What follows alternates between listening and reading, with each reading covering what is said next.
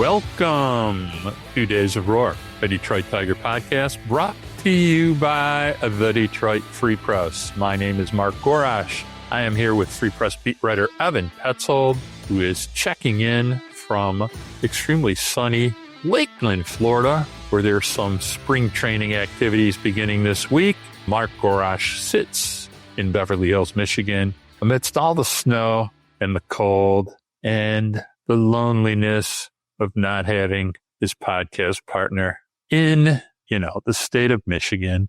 But Ev, how's Florida? Yeah, the Philadelphia Eagles beat the Kansas City Chiefs to win the Super Bowl, so no three-peat for Patrick Mahomes and the Chiefs. But with that being said, it is officially baseball season, and Days of Roar, at least one of us, has reported to Lakeland, Florida for Detroit Tigers spring training. It's 80 degrees and sunny down here in Tiger Town. Pitchers and catchers report this Wednesday.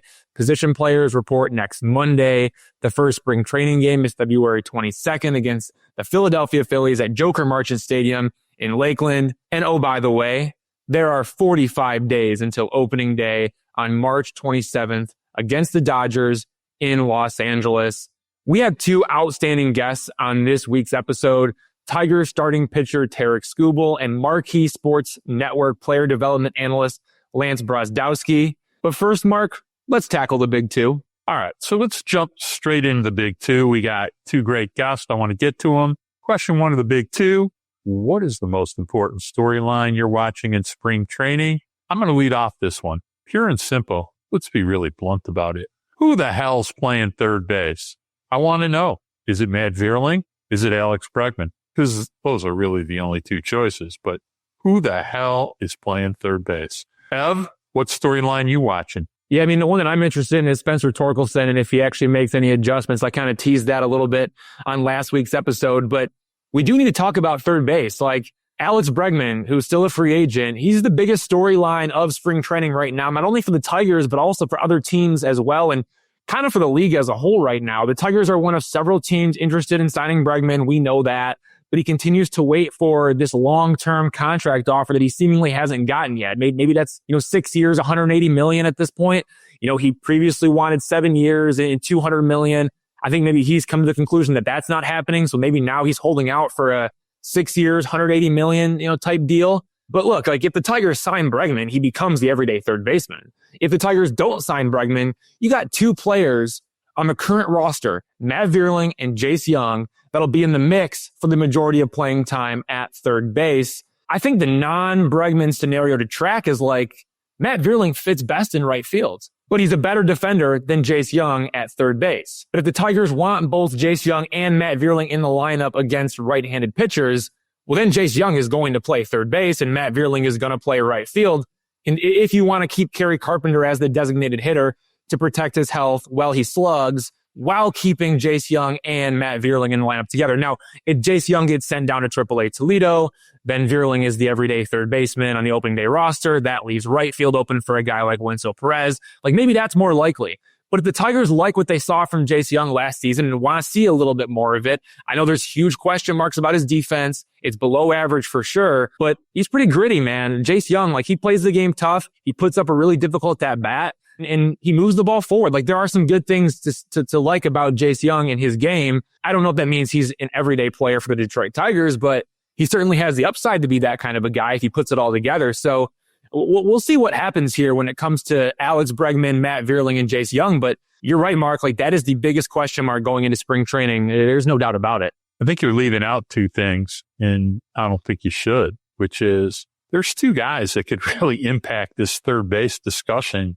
assuming Bregman doesn't sign, and that's Justin Henry Malloy and one Spencer Torkelson. If he reverts back to 2023 spring training swing, on time, doing damage, Spencer Torkelson, making loud noises off his bat, I'm sure there's a spot at DH just waiting for him. Yeah, I don't see that, because in that situation, Spencer Torkelson would be an everyday DH and Kerry Carpenter would essentially be your everyday right fielder. Kerry Carpenter's had a history of injuries. I don't think they want to give him that much run in right field. They'd rather protect Kerry Carpenter and have him take up a majority of those DH bats. That's how I view it, at least at this point. And I think it was pretty obvious. Like the Tigers said, hey, look, we're signing Gleyber Torres to play second base and we're moving Cole Keith to first base. That's essentially all but officially optioning Spencer Torkelson to AAA Toledo. Now, sure, maybe he does rake, but what does spring training stats really tell us when it comes down to it, right? Like you're facing AAA pitchers, if that, most of the time. Starting pitchers are only going a couple of innings, especially early on in spring training. So how much do you really take away from a guy who's crushing the ball? Now, that's why I'm interested to see, though. That's why I mentioned Spencer Torkelson. That's one of my biggest storylines that I'm going to be following, is because I want to see if he actually makes adjustments. And when I say that, I mean, does he make significant adjustments to his swing? A refined swing path, maybe. Increased adjustability, maybe. Being on time for fastballs. How about that? Like, those are some things that I'm looking for with Spencer Torkelson. And I think if all goes perfectly there, maybe he gets back into the Tigers' plans for the 2026 season or later on in the 2025 season. I don't see him making the opening day roster no matter what happens. Like, the roster that the Tigers had is not built for a guy to be an everyday DH. Otherwise, JD Martinez would be on the team, and he would have been on the team last year. And, Justin Henry Malloy would have been on the team more often last year, especially coming out of spring training. Like, this roster is not built to have an everyday DH. And at the same time, Kerry Carpenter, like, that's your primary DH. Well, maybe getting some reps out there in right field. Kerry Carpenter's going to take up a lot of time at designated hitter. They want to keep him healthy. He had a lower back fracture last season. Like, you've got to keep that guy in the field, because when he is playing and when he is in the batter's box, Kerry Carpenter is as dangerous as anyone. So when it comes to Torkelson, like, let's not forget, he hit 31 home runs in 159 games in 2023. So he can have a productive spring training, which therefore will help him in, the big picture of his career. But I do not see him factoring in for the Tigers in 2025. I think he's going to be an opening day starter for AAA Toledo. That's just where I'm at right now on Torkelson. He just does not fit into what this roster is constructed to be like. It just doesn't seem like it fits to me. I never say never. Again, he could mash, but again, like, even then, we've seen guys mash in spring training. Look at Eddie's Leonard, mashed last year in spring training.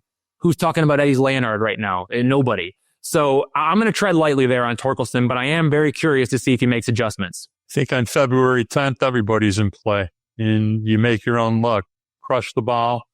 I mean, the Tigers know what Spencer Torkelson's A swing looks like. We never saw it last year. We saw it all 2023. It's not a mirage. They know what it looks like. J-Hen did some interesting things. I don't think we should write the swing off, and people make their own luck. All right, let's get to question 2 of the big 2. Are there any non-roster invitees who signed minor league contracts to watch this spring training? Yeah, this is going to be a pretty quick one, but let's not forget there are still a lot of free agents out there. So the Tigers, they might add more players to their non-roster invitee list once spring training gets underway, especially on the position player side. A lot of position players are still holding out for MLB deals, but they'll eventually have to take minor league deals, maybe like a Whit Merrifield, 36 years old, right-handed hitter, can play third base. Like, I actually think Merrifield might be a good option for the Tigers if they missed out on Alex Bregman, and Merrifield eventually has to take a minor league deal. The Tigers showed some interest in Whit Merrifield last offseason on a big league deal before signing Gio Urshela.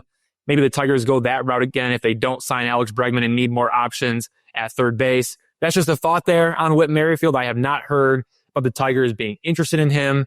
But anyway, as of Sunday night, here are the non-roster invitees who signed minor league contracts.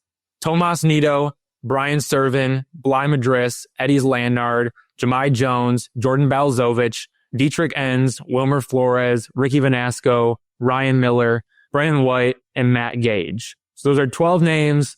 To me, of that group, Nido, Balzovich, and Enns all seem like top candidates to steal spots on the opening day roster, with Nido serving as the backup catcher if Dylan Dingler struggles, and Balzovich and Enns potentially as relievers if other relievers out there fail to claim one of the 3 openings in the Tigers bullpen. Nido's interesting. He's a defense-first catcher. He's played 323 games in his 8-year MLB career, including 49 games last season for the New York Mets and Chicago Cubs. Balzovich, he's a hard-throwing, former top 100 prospect. He had a 4.26 ERA and 69 strikeouts in 57 innings as a starter in Korea in 2024. And then Enns, he's 33, a left-hander. He posted a 4.19 ERA and 157 strikeouts in 167 2/3 innings as a starter in Korea in 2024. So you've got Balazovic and Enns, two former starters who could fit it in the bullpen. And then Nito again for a guy that if Dylan Dingler struggles and the Tigers feel like they need a defense first catcher going into opening day, I could maybe see him, stealing some opportunity there. And then in terms of the other guys like Wilmer Flores, what does he look like, coming back to the Tigers? How about Brennan White, finally healthy? What does he look like? We saw some flashes from both those guys in the past. So my eyes are going to be locked in on those two guys, along with Nito, Balazovic, and Enns. That's kind of who I'm watching, and we'll see if the Tigers add to that talent pool as we get into spring training. The only thing I have to say about the non-roster invitees, look, after last year and Sean Gunther being such a big part of the team down the stretch, Brandon Hanafy, big down the stretch, never know, just never know. Seem to have a knack for taking guys and optimizing them, and suddenly they're coming out of the bullpen in the 6th inning in September in big spots. So it might seem like nothing, but let's wait and see what happens. The team does seem to have a knack for it. All right, we're going to take a break, and when we come back, we're going to have the American League Cy Young winner, Tarik Skubal.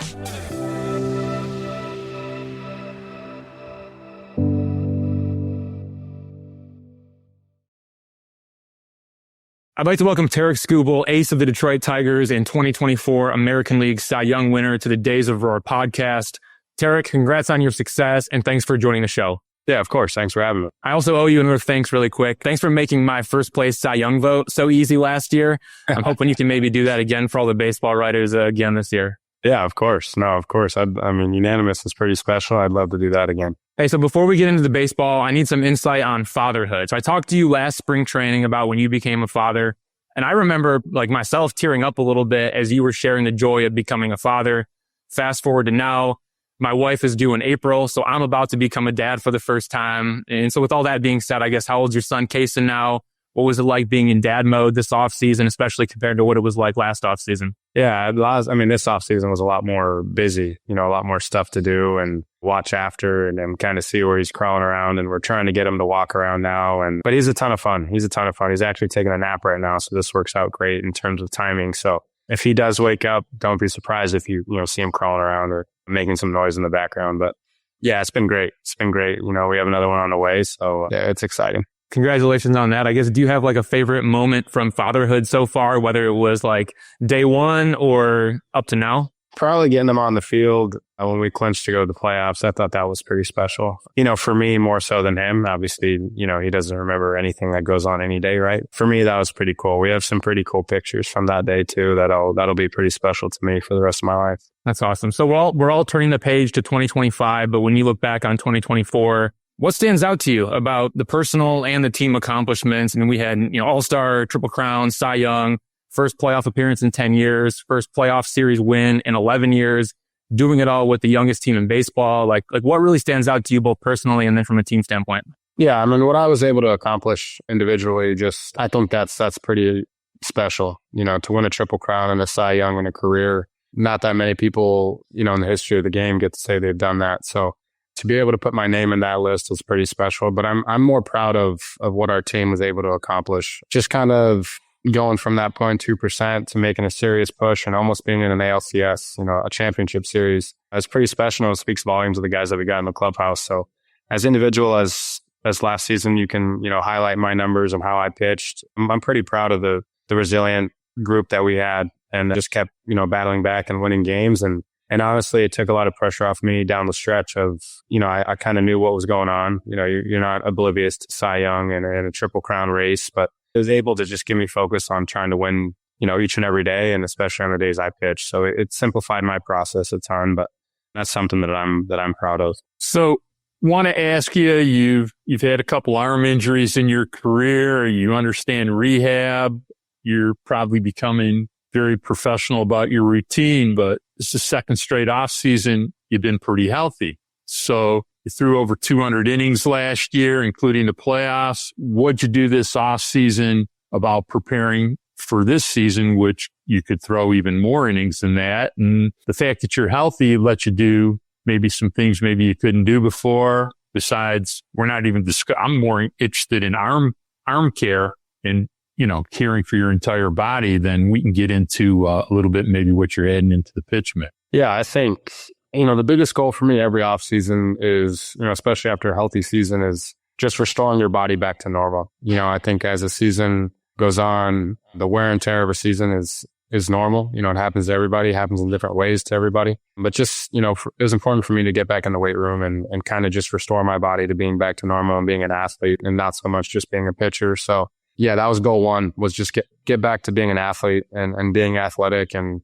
getting strong and building that foundation, to when I start, just becoming a pitcher again, like what I'm doing right now. I'm already in Lakeland and I'm pretty much back onto my 5-day routine. So yeah, I think it's just important for me to become an athlete, make my body, feel good, restore some range of motion that may have been limited from a long season in different joints of the body. And then, obviously the throwing program habit starts up. I've done the same throwing program since my rehab in 23, and it's been great for me, in terms of volume and build up and the progression. And I kind of know my routine of the maintenance work that I need on my arm and, and the rest of my body really. And, just staying consistent in that, it's easy to have a routine and develop something that works, but it's harder to go in there and do it every single day. Even the monotonous tasks that you may not want to do, warm up, whatever it is, right? Just kind of the stuff that gets a little repetitive and boring, but just falling in love with that. That's something that I think pays dividends big time, on the back end of especially coming off of a long season,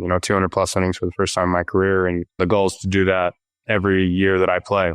However many more years I get to play the game. So that's where my mind's at. And that's kind of the goal of an off season. And then, now it's kind of switched a little bit to not in season. It's still spring, but, starting to get back to being, a pitcher and then starting command of the baseball the way I want to. All right, let's get into the evolution a little bit of Tarik Skubal, the pitcher.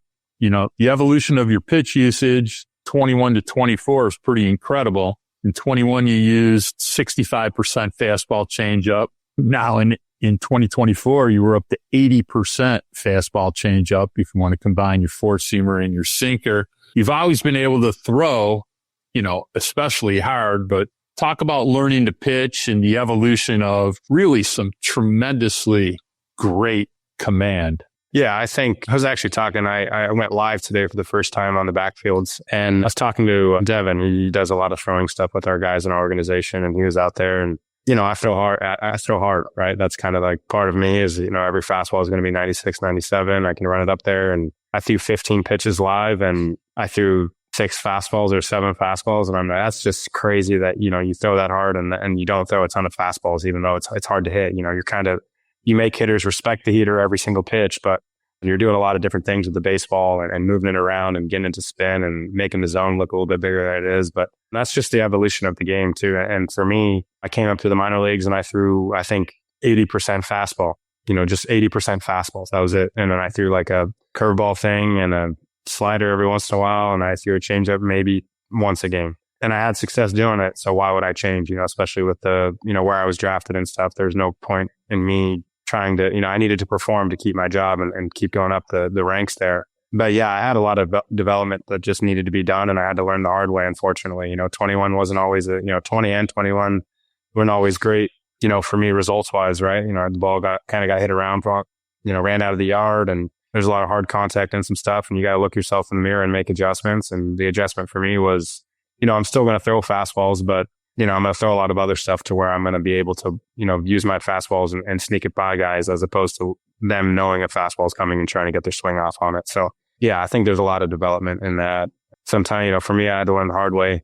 Some guys can just come up and throw fastballs and they're really successful. But, at the highest level, hitters are always making adjustments. And I kind of always want to be one step ahead in terms of that. One thing that jumps out big is the changeup and the 50% whiff rate in 2023 and then a 46% whiff rate in 2024. You talked to Rob Friedman, aka Pitching Ninja, about this. I think you talked to David Adler too, a reporter from MLB.com. As someone like you're a supinator and you don't pronate very well, you throw the seam shifted wake changeup. Can you kind of help us understand how you learned the current version of your changeup, how Scott Harris helped you learn it, and then how it's influenced the way that you attack hitters to not be so reliant on the fastball? Yeah, I think it was a grip and cue change. That's really kind of how simple it was that kind of showed me a grip and kind of I'm sure you've seen the baseballs with the black dots all over them. I feel like they're everywhere now. Everyone plays catch with them, including myself. But you can put a black dot on pretty much every baseball and, chase shapes of everything. They have sliders, fastballs, curveballs, sweepers. And they do it for everything, right? In terms of what you want to do or pitch design or pitch shapes. So that was something that was very easy for me to, not very easy to get, but very easy to chase something, right? Like you throw it and you can either see it or you don't. So it's either good or bad. So your brain makes the connection right away of like, that's a good one, that's a bad one. And let's try to throw as many good ones as we can and try to limit the bad ones, right? But yeah, I think that was presented to me because I do supinate a little bit. I don't really pronate great. I wish I could supinate a little bit better. I kind of just am like right behind the baseball. That's why I kind of can carry a four-seamer and stuff. But yeah, it was a great pitch for me. It's been a great pitch for me. It's been able to, I get 9 righties almost every time. And if there are lefties, they're typically like dogs, they're the best left-handed hitters in the game. And they probably handle left-handed pitching, maybe a little bit less than right-handed pitching, but they still handle it. So yeah, it was a big pitch, something to go left to get guys to swing and miss and, especially swing and miss. It's important to be able to generate whiffs when you need them in certain situations. And that pitch has been great for me. And it's honestly helped my fastball be even better. It's helped my slider be even better. It's helped my curveball be even better. It's kind of helped everything. Just being able to have a pitch and a weapon that, and you can kind of feel when guys are sitting in certain counts or certain situations, and you can kind of go to something else that's going to get even better results because they're sitting on that pitch. So it's been great all the way around. I'm also really curious about the development of the sinker, specifically to right-handed hitters, doing some research on that.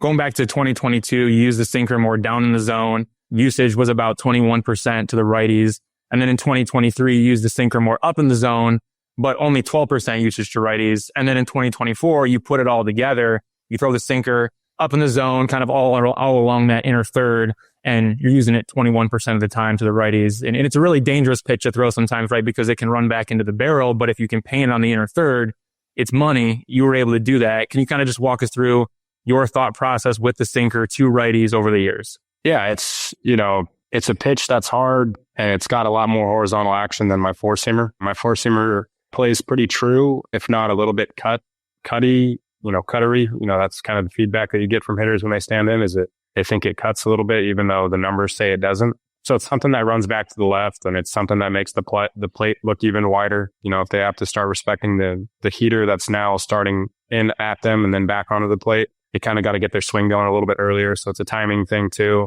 It opens up a ton for me. Sliders to the back foot, sliders to the back, back door, heaters away, changeups away, really changeups anywhere. If they're trying to get a heater in, you got to be on time for 97. It's going to open up changeups, opens up spin back door for me. So it's been a huge pitch for me. And it's just something that makes the plate look wider than it is. And that's the name of the game, especially in today's, era of the strike zone being what it is. It's the smallest zone it's probably ever been in the history of the game. So being able to make the plate look a little bit wider than it is a huge, advantage. I've talked to Ev about this quite a few times. I think that's my favorite part of watching you throw is, from the angle you release, you just bully hitters on the inner half, and they really start having, it's the velocity is so high to begin with, but then they really have a difficult time discerning is this pitch on the edge or is this pitch off the edge?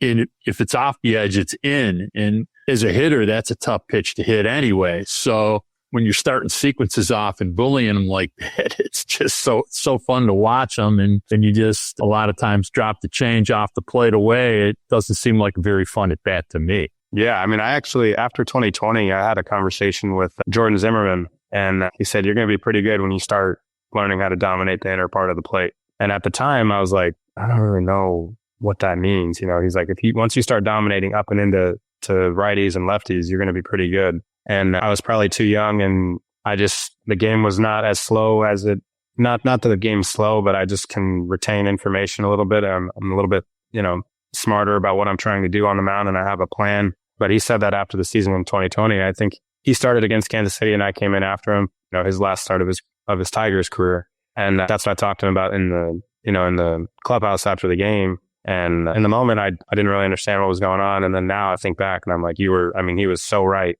So right. I think, being able to pitch in effectively is you have to be able to do it in this league. Have you reached out to Jordan since then? And how much guys like him, Matthew Boyd, other veterans, how much have they helped you along the way? Yeah, I think a lot. I liked him a lot. Just how he kind of treated the day to day. He was a ton of fun to be around. Boyd was great. Obviously, I was super pumped for him and what the deal that he signed in Chicago, especially with the arm injuries and the stuff that he's kind of overcome. And that's what I texted him. I said, I bet you'd do the whole rehab process again over if you were told you were going to, sign this contract in this offseason. And, he was kind of like, no doubt. But yeah, they've been great.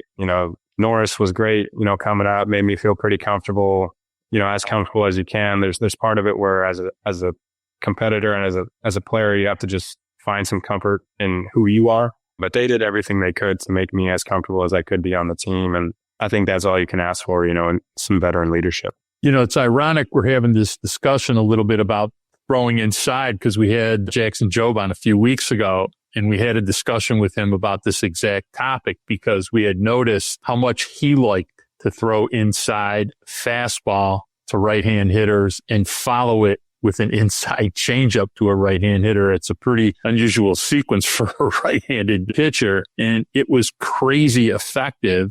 It's hopefully something you've talked to him about, but it sounds like a good plan to me. So maybe a little ahead of the game compared to where you were when you first got to the show. Yeah, I mean, the conversations I've had with Jobe his stuff is so elite. It really is some of the best stuff I've ever seen. And I tell him just throw it over the plate in the air and mix your pitches and he's going to be fine. His stuff is turbo, heaters hard, really hard, changeup's great. Cutter that he throws is great. Slider's great. And he's got pitch ability. So my conversations with him are just throw it over the plate in the air. Guys aren't going to hit you. Get in your counts and guys aren't going to hit you and they're not going to hit you hard when they do hit you. So he's going to be a special talent for sure. I'm curious too, with you going into 2025, do you have to change the way that you sequence and attack hitters because the league adjusts? Or do you think you can just keep doing what you did in 24 with the hard stuff inside, the soft stuff away? Like, is that always kind of going to be your bread and butter and then maybe little tweaks along the way? How do you kind of approach that? Just because I'm sure the league is continuing to do as much homework as they can on you and hitters are going to try to catch up with you. That's for sure. No, that's what's beautiful about the game of baseball is just because I accomplished what I did last year doesn't mean I'm going to go have the same success this season or it's going to be the same recipe. I'm always looking to fine tune some things and, command the ball better. I think, pitch execution for me is everything. If I'm executing pitches and sequencing things and keeping guys off balance, I just don't really think it matters how much they know about me or what their approach is. If I execute my pitches and get into my counts, I don't really care who's in the box. I'm going to go right at guys.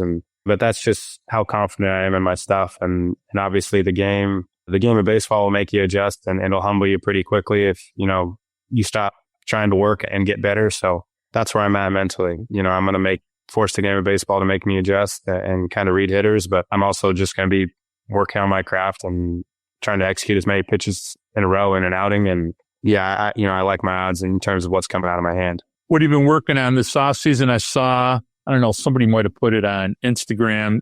I think they also had, I don't know if it was a Rhapsody.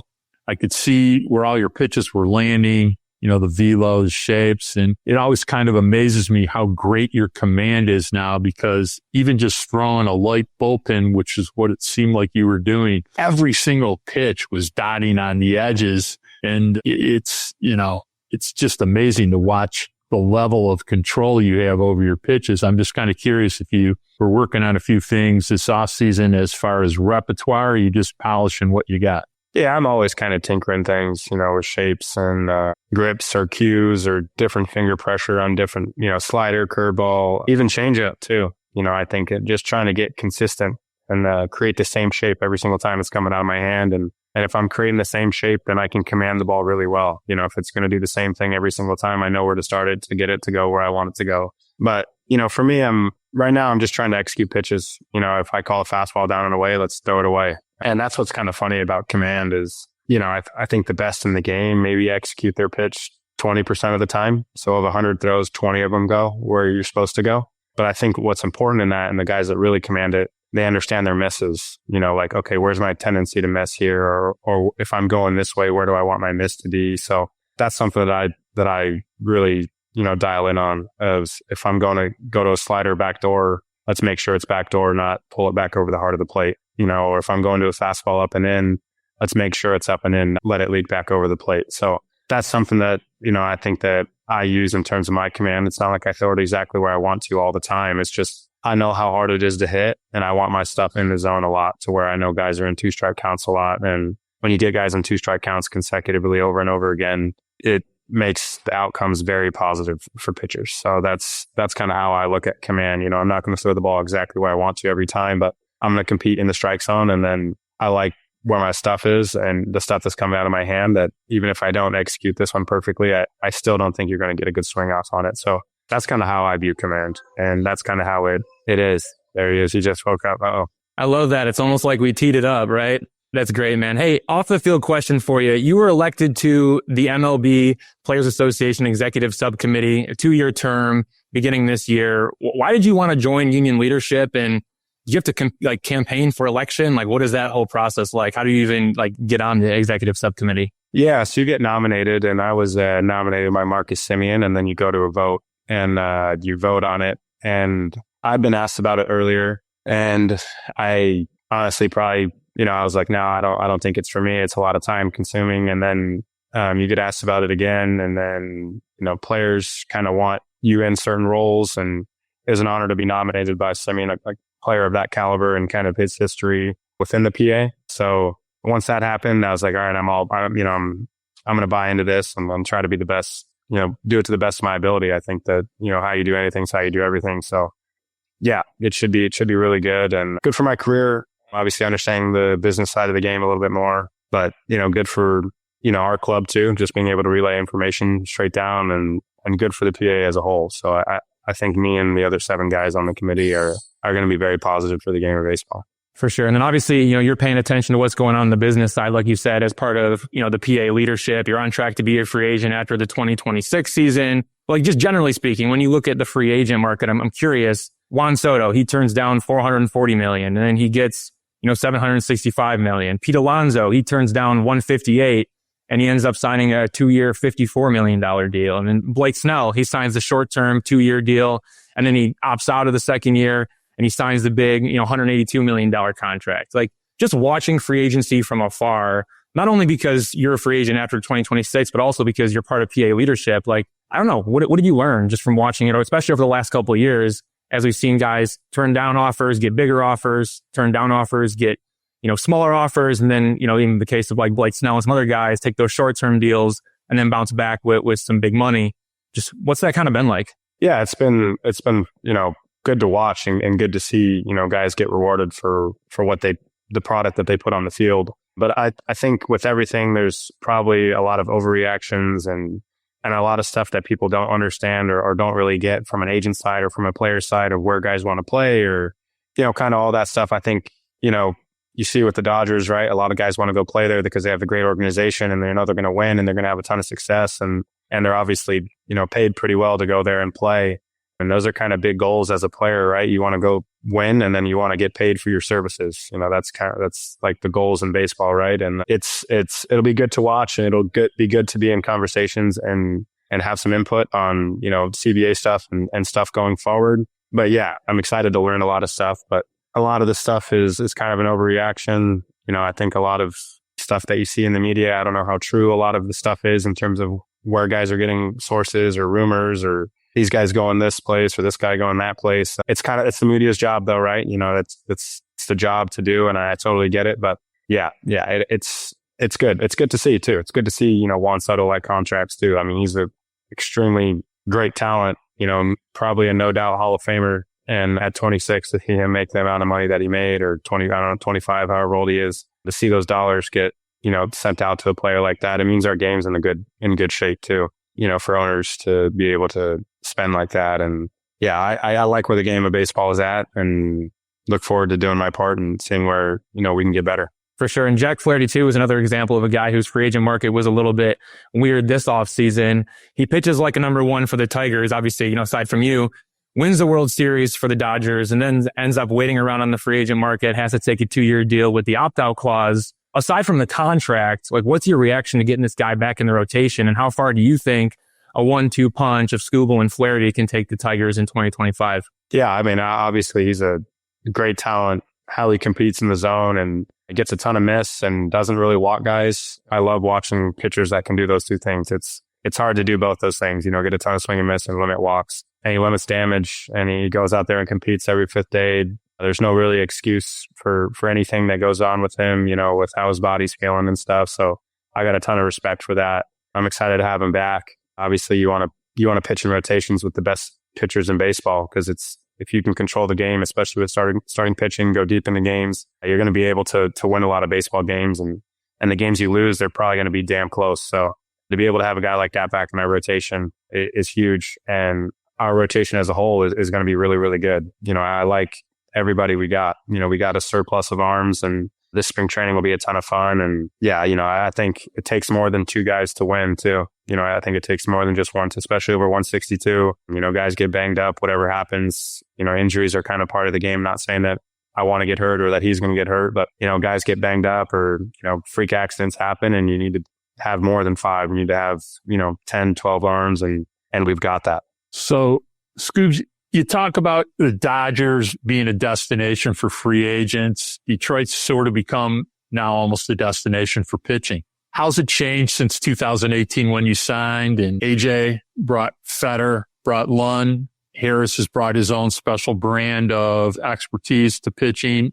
How's the org evolved since 2018 when you got here as far as pitching development and just the kind of things they're doing now versus when you were drafted? Yeah, I think from top down, there's a ton of structure, especially on the pitching side. You should see the, what are they called? Like the itinerary of everyone's day. It's crazy how in detail it is, the plan of everybody's day and the plan they put forth into every single player, every single pitcher in our organization of this is what we think you do well. This is what we think you don't do well. And this is kind of your plan, myself included. It's very in depth in terms of how last season went and where we think you can get better and where we want you to stay the same and keep doing those things. So I think it starts with the top, with Scott, but he's a great pitcher's guy. I think he's a starting pitcher's best friend. He'll let you earn it. He'll let you go out there. And if you want to pitch deep in the game, don't give him any reason to take you out of the game. That's kind of and I love that. I love that out of a manager. And then obviously he's great at his job in terms of preparation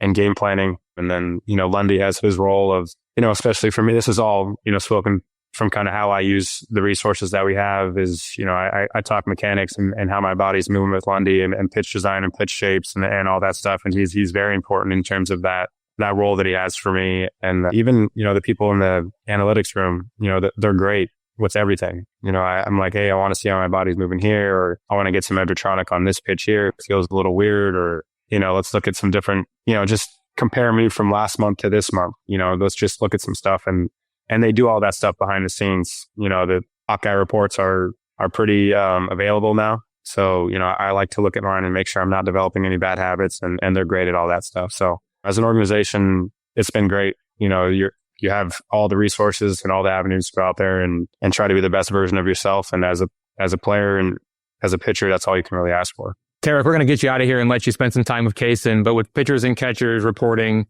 what are your goals for yourself and for the team in 2025? Yeah, I mean, I didn't really have a ton of goals last year. Didn't really have a ton of goals the year before. I think the main goal for me is just to be healthy, and I think underneath that goal, there's a lot of stuff that goes into it in terms of day-to-day routine, how I'm sleeping, what I'm eating, how I'm taking care of myself in between starts, the routine in the weight room, the routine in the training room, all that stuff kind of flows into that. So that's the main goal for me. If I'm healthy, I can work on things. And when I'm healthy, I think the stuff coming out of my hand is pretty good. So that's kind of the goal for me, is just be healthy every single season. And as far as a club, the goal is to kind of treat the season like we did the last 6 weeks of the season, where we were just there to win every single game. And we were able to do that. And I think that once you start doing the things that you're trying to do, like win every single game of every single day, you get the buy-in of all 26 guys and however many guys that are coming up and down. So that's the goal. That's the goal is to play competitive baseball from, I don't know when our first game is, March something, 25th or something. 27th. Play really good baseball, 27th on, and set us up, to have a really fun summer. The playoffs, when you're playing them once, AJ said that when you're playing them once, you want to play them every single year the rest of your career. So that's something that I don't plan on missing, is another playoff. I think, when you get there, the energy and the atmosphere is great. And it brings out the best in every single guy. So I'm excited for all that. Hey, one last question. When you won the Cy Young Award, which also happened to be the same day as your 28th birthday, what car did your wife, Jessica, get you? Because it looks like a black SUV, but I'm not sure exactly what kind of car. It seemed like a pretty sweet ride. Yeah, she got me a Range Rover, which was really cool. Obviously, I had a Range Rover previously, like 3-year prior model. So I was a little confused because it's black too. So I walked outside and I was like, why am I out here? Then I realized it was a new car and I was like, oh my goodness. And then immediately got in it. And I mean, it's a beautiful car and I love it. And that was the fact that she pulled that off without me knowing at all is pretty impressive. But she's good at that type of stuff. And that was pretty cool though. Yeah, maybe she had some inside sources to help her out a little bit with pulling off that transaction. But that's all we have for you. But thanks for joining Days of Roar. It was a blast covering your season last season and all the success that you had. And it was an honor to vote for you to win the AL Cy Young Award last year. And we're wishing you the best in 2025. And we'll see you very, very soon here in Lakeland, Florida. Yes, sir. Thanks for having me. Everyone, that was Tarik Skubal, the best pitcher in baseball. Next up, we're joined by Lance Brozdowski, player development analyst for Marquee Sports Network. We'll get to Lance, who is evaluating every Tiger starting pitcher right after the break.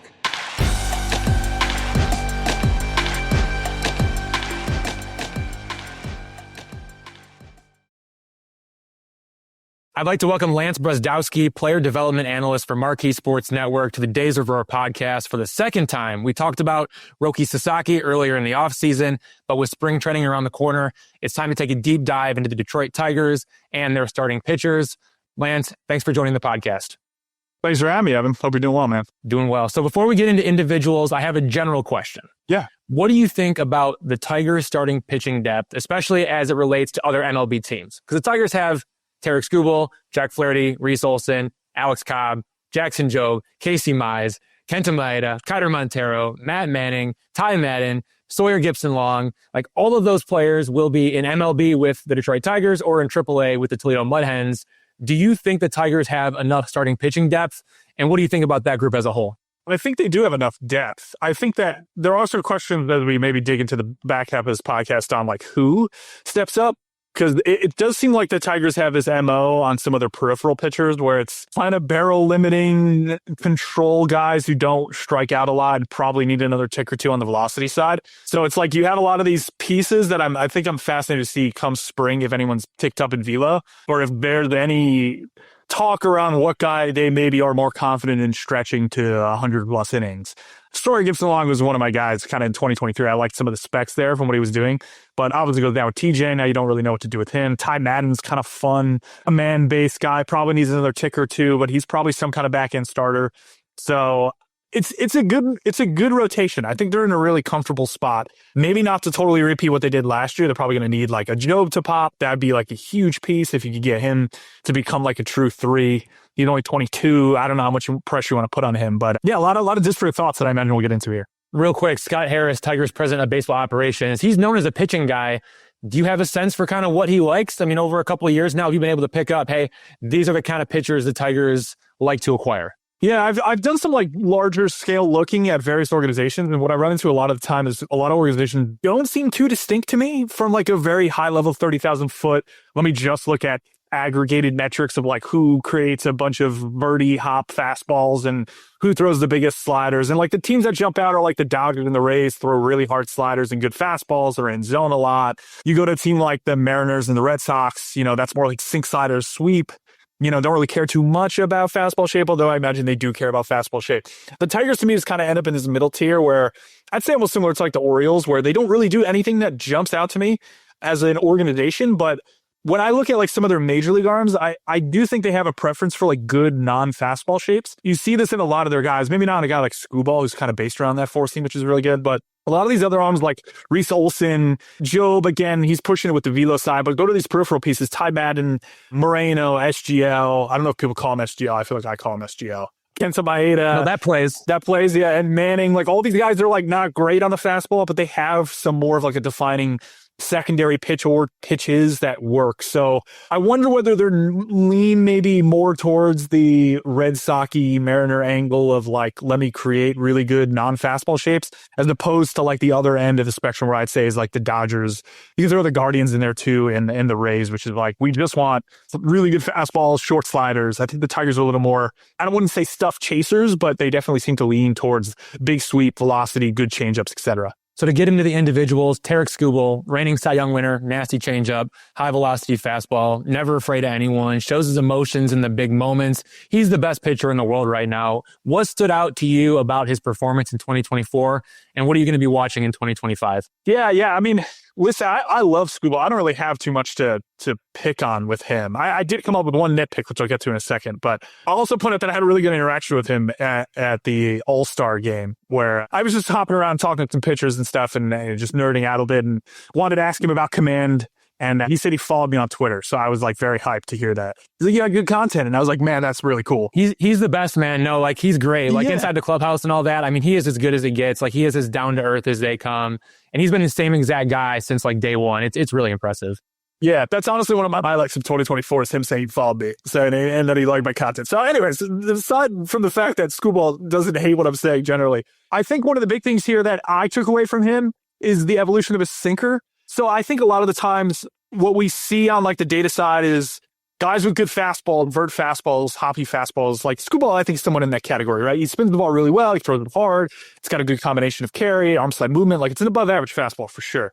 A lot of these guys just stick to that fastball. And I oftentimes wonder whether we're getting to a point in baseball where everyone is just going to start adding a bunch of pitches. Like 2 years ago was the year of the sweeper. I think last year you could argue it was the year of the splitter, we thought, although that didn't jump, I think, as much as people thought. But we did have a lot of guys adding splitters. As we get into like the next year or two, I think it's going to turn into like the year of the mix, where everyone is just adding more pitches. Even like there's just going to be so few guys that are Hunter Green, Jared Jones, where it's just like a very concentrated, or not Jared Jones, Spencer Strider is probably a better one, where it's just 2 pitches or 2 to 3 with a peripheral third. I just think everyone's going to start adding more. And Skubal's a really good example of that, because guys with efficient fastballs generally don't throw sinkers a ton, or you wouldn't prescribe them a sinker because you think, okay, that fastball will work versus right-handed hitters or left-handed hitters same-sided if you're Skubal throwing left. But I like Skubal adding this pitch, and he started throwing it inside to righties as like a front hippie pitch. And I think that thing is like, does more than the pure value of the pitch alone. It doesn't really grade out incredibly well. You know, it's a fine pitch. Like you wouldn't look at that and go, that is the reason this guy will post like a 2.5 ERA and win the Cy. It's more like, oh, cool, that's a cool weapon. But I wonder whether pitches like that have just a larger impact on the repertoire, despite the fact that maybe in isolation, it doesn't look like it's going to make that much of an impact. But his ability to like pitch hard up in and, you know, slider away, you can throw that down to some extent, change up away, like he's pitching towards different quadrants, whereas if you take away that sinker, I think you get guys leaning a little more over the plate. It's kind of more like an old school thought mixed with new school, but I just really think there's going to be more guys throwing with efficient, good fastballs who still see value in a sinker. And Skubal's a great example of that, especially opposite-handedness, where a lot of the time it's just like, no, don't throw that pitch opposite-handedness. It's going to get crushed. It's right in the barrel path. But like if you have the command to put it in or third and you're not missing back over the plate, like I think that everybody should throw that kind of sinker. So my nitpick relates to the slider, a little bit of slug allowed on that to righties. If he wants to like take another leap and post a 2.2 ERA, he's probably gonna have to cut down on the homers to right-handed hitters. And I'm curious to see, I maybe you could ask him this, or someone could ask him this, but I'm wondering whether he is thinking about playing with slider location to righties at all. He throws it more away. I think the shape of the pitch can work down in. I'd be curious to see if he kind of splits location there and turns it into like 2 offerings. But that's a really granular point that I don't think matters too much. At the end of the day, he's projected as probably the second best pitcher in baseball behind Paul Skeens. And if he's one at the end of the year, I won't be surprised at all. Jack Flaherty is back with the Tigers, signing a 2-year contract with an opt-out clause after the first season. He had a 2.95 ERA with the Tigers before the trade deadline last season. What did you see from him in 2024 as he rebuilt his value? And then what are your expectations for him in 2025? Yeah. I mean, this is a weird one because I think everyone wondered who would unlock him. He was the only good stretch of his career was 2019, and then he was not good for multiple years. And then finally the Tigers unlocked him. I think the most interesting thing to me with him, obviously around some of this free agency stuff, maybe there's concerns around some of the fastball velo and dipping as the year went on, and like there's injury stuff, et cetera, et cetera. Like I'm not going to speculate on any of that. The thing to me that's most interesting for him is what the Tigers and some of their brass do with what the Dodgers did with him, which primarily was versus left-handed hitters flipping, throwing more fastball. They pushed his fastball usage up from like 40% to 50% versus left-handed hitters. And they started throwing more curveball instead of the slider.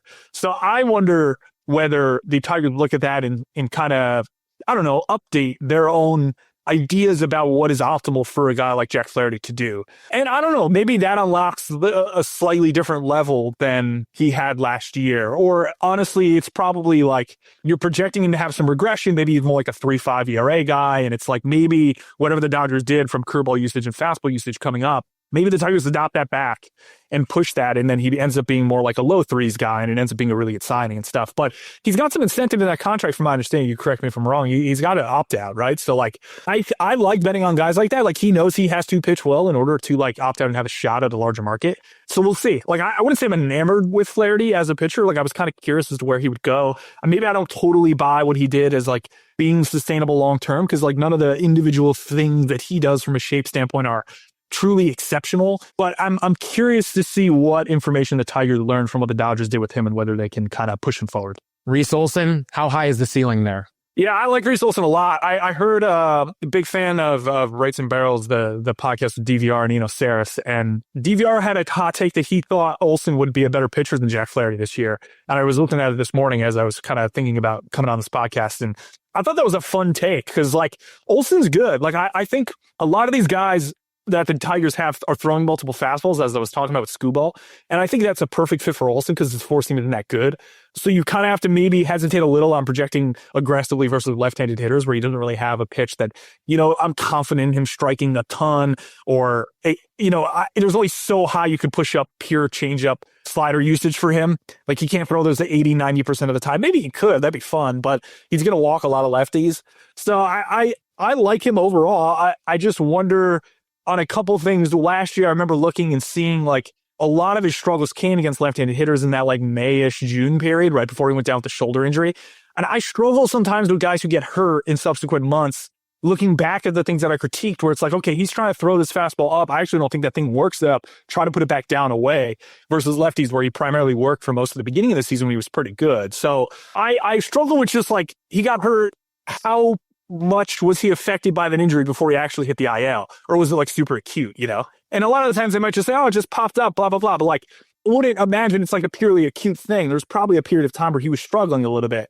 So if you can justify that on like his June where he was really bad and say, okay, I actually think he's just kind of the April, May guy he was, project that out, then I think you could kind of force him into a land where he ends up being better than Flaherty and the number two in this rotation. So I like him a lot. I think he's a really good pitcher. I'm kind of fascinated to see a full healthy season of him.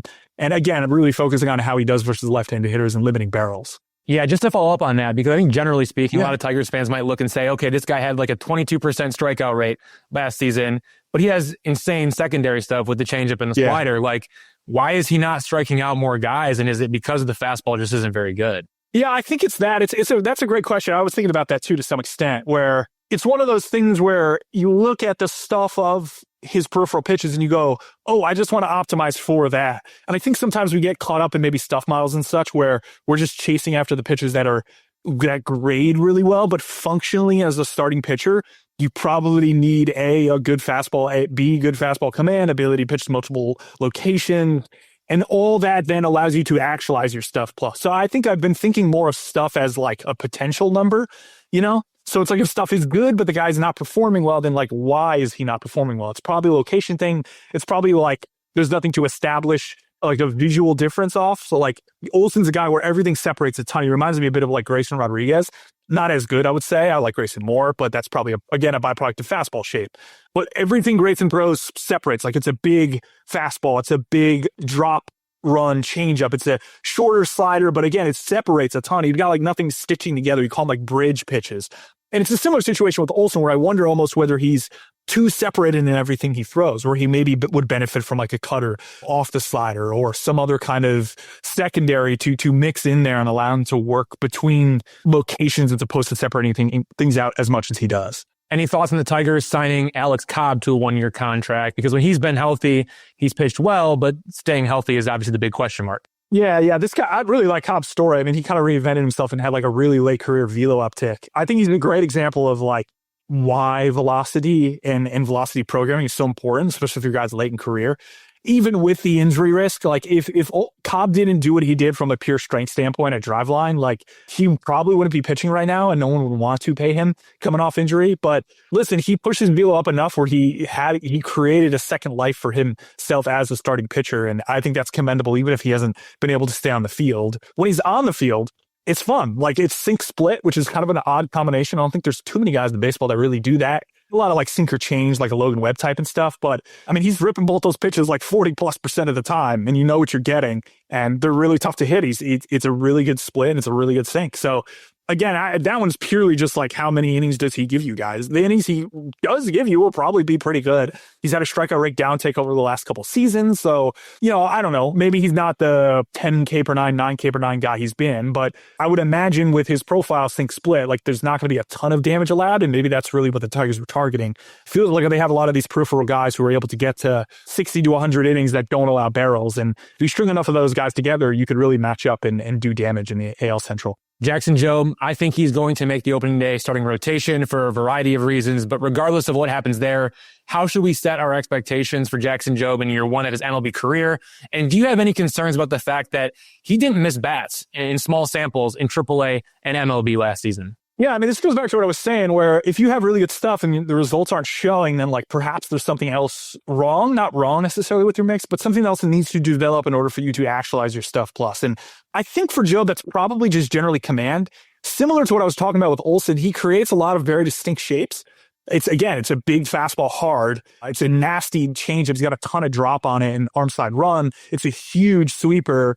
And then there's like a short cutter in there that I consider almost more of like a slider than a cutter because it has so much drop. But all those pitches, again, are kind of separated out. So if you're facing him, he's pitching to like different areas. He's like left side of the plate, right side of the plate. Think of yourself as the righty. It's probably going to be, he'll throw an occasional down and changeup and stuff. I love those right changeups he throws because they're really like Bugs Bunny shape. But it's mainly fastball up, sweeper away, and then maybe some cutter down. So it's like, I wonder whether he's a guy that has something in the tank. I'm going to put you on the spot here because I remember, I don't know if it was you or there was another Tigers content creator who I saw an interview with Scott Harris that seemed to suggest Jobe was working on something this offseason, but he didn't really get into what. And he said it in a kind of a cagey way where I assumed it wasn't just like, oh, I'm working on my lead leg block to send more energy through the chain and like throw a little bit harder. It seemed to me like he suggested they were working on something else from a pitch standpoint. And I'm curious to see what that is or if I misinterpreted what Scott Harris was saying. But if I had to guess on that, I wonder whether there's like a curveball in here or if he adds a sinker. He had a bit of a problem versus right-handed hitters at AAA with his fastball. And he throws that thing up. And this gets back to the point I was talking about with Skubal. Think of like Reese Olson as well. Like, even though you have a really good fastball, perhaps there's utility for you to go inner third, something hard, and then push that fastball more up away. Next thing you know, he's pitching to multiple different quadrants with velo. And maybe that could allow him to kind of really take off versus right-handed hitters. So that's my lean. I don't know if there's been like reporting around that or whatever, but if I had to guess what he's doing, I would imagine there's a bigger curveball in there to steal strikes and then maybe a sinker. What do you got? You're incredible, man. It is the curveball. We had him on the podcast just recently, and he actually talked about adding the curveball. So you're the pitching expert, though. Like, what does that tell you when he's adding a curveball into his mix? I wish it was the sinkers. Curveballs to me are just strike stealers. Like, I think there's very few curveballs. And again, he spins the ball really well, so maybe he uses a deep count. It'll probably help swing miss versus lefties, but I want the sinker primarily because I think there's just more general utility for that. I think a lot of the times you see other organizations add curveballs, and it's like, we're just trying to get guys off the fastball because like this thing has a lot of huge take rate early in the count. So you see like the Astros use a lot of early count curveballs and generally don't really do too much with that pitch otherwise. You saw this with Yusei Kikuchi when he came over from the Blue Jays. He was throwing his curveball out with the Blue Jays as a deep count pitch. The Astros were like, we just want this early in the count because no one swings at it and you could command it. So if Jobe could command the thing and throw it early count, then I like that because it pulls down how necessary it is for him to use his fastball early in the count. And you can kind of reserve that pitch for later in ABs. This is kind of what Paul Skeens does. Skeens almost pitches backwards where like he doesn't throw a lot of fastball, or he does throw a lot of fastball early in count, but his fastball usage increases as he gets ahead of you, which is, I think, somewhat distinct for a lot of pitchers. And Jobe's fastball is good enough where I almost wonder whether he can learn from that and use more of his secondary stuff early and then pitch back to the fastball. So I wish it was the sinker, and maybe he will add the sinker, but I do think I'm pro, give me more pitches. So the fact that he's got another one in the hopper there on the curve is great. Okay, so let's take a big step back and look at the rest of the Tigers starting pitchers. Casey Mize, Kenta Maeda, Kiter Montero, Matt Manning, Ty Madden, Sawyer Gibson-Long. SGL coming back from Tommy John surgery, probably won't be ready until May, June, July, something like that. But everyone else is healthy. So of those 5 names, you have Casey Mize, Kenta Maeda, Kiter Montero, Matt Manning, Ty Madden. Of that group there, who enters the starting rotation if one of the projected starters suffers an injury, or if the Tigers send Jackson Jobe to AAA Toledo to start the season, who from that group joins the rotation, do you think? It's a tough one. I mean, Mize early last year looked really good, and then he kind of had his stuff fall off. I think from a locations and stuff standpoint, which you see publicly on Fangraphs now and such, Mize is probably the leader in the clubhouse there. I personally like SGL, as I'm going to call him because it's just easier for me to say than his full name. Again, to my point of like, he has 2 pretty good fastballs, throws relatively hard. Like, I like his mix. I like what he does from an extension standpoint down the mound. He was able to command the ball relatively well despite that extension. A lot of the time, what you run into with guys who are extending over a foot beyond their actual height, which SGL is, he's got like 7.5 feet extension. He's only about 6 feet 4 inches or so, is that you run into like some minor command issues where it's just this guy has so much time to get to release that you just create more variance at the release point. But I thought he had some more like body traits that worked from like a starter standpoint. Now, again, off TJ, I don't know what the inning total will be. I believe it was April 2024, Tommy John. So like he's probably on track to be like a midseason guy. So maybe he comes back as like a reliever, and in a relief role, I'd love to see like a little velo bump there and make him like a 2 good fastball reliever, almost like maybe opener style if they want. This is not answering the question. I totally understand, but I just wanted to talk about SGL for a second. I think that the wild card here for me is Ty Madden, where he's like a more command-based. He's a guy that I wish comes into camp and is like, I did his velo program and now I'm up a tick on everything. Because then I would be like, great, I love that. Because it seems to me like everything is just a slightly under on the velocity side, but he's developed enough in terms of raw mix and command that I'm encouraged by what I saw. And again, he fits this Tiger mold where it's like, I don't think he's going to allow a lot of barrels. He's got good command, so he's not going to walk a lot. It's just, he's also not going to strike out a lot. And how much leeway can you get out of a guy who's got maybe like a 7 or 8 per 9? Like, is he going to be able to turn over lineups? Or is he just another guy that you rip one time through the order and then bring in somebody else? So Madden is kind of my wild card. If you're making me go like, who's the reliever of this bunch? I'm kind of stunned that Matt Manning doesn't throw harder. I've always thought this. Like, he sits, I think 93, 94. That dude is like 6'6". He's huge. He's got big extension. Like, and Tigers, I think, have very good internal pitching. I love Robin Lund is a guy I've met a couple times at Wake Forest's conferences each of the last couple of years. Super sharp guy. I respect him a ton. I think he's one of the best assistant pitching coaches in baseball. I imagine he's looked at this very problem. I haven't talked to him about it, but there's no way that people around Oregon are not like, how do we get this guy up 2 ticks? Because like, he could be a menacing kind of late game relief type, I think. And again, maybe you could start him too, but I see him as the guy that maybe forces his way as a reliever if he can get the velo up a bit. But everyone else here, like, I don't want to stick as a starter. Kenta Maeda, I'm not entirely sure what to do with. I don't know if you guys have a read on what was wrong with him last year, but I'm not even kind of thinking about him right now. But I guess Ty Madden, my guy for earlier, and I'll go SGL for late in terms of like who maybe has more of an impact than you're thinking as spring training gets underway. To build off Matt Manning, I mean, what kind of a reliever do you see him fitting in as? Because, again, I mean, you go back a few years and there was a spring training game where he struck out Bryce Harper with like 3 straight 100-mile-an-hour fastballs. Like, he had the juice.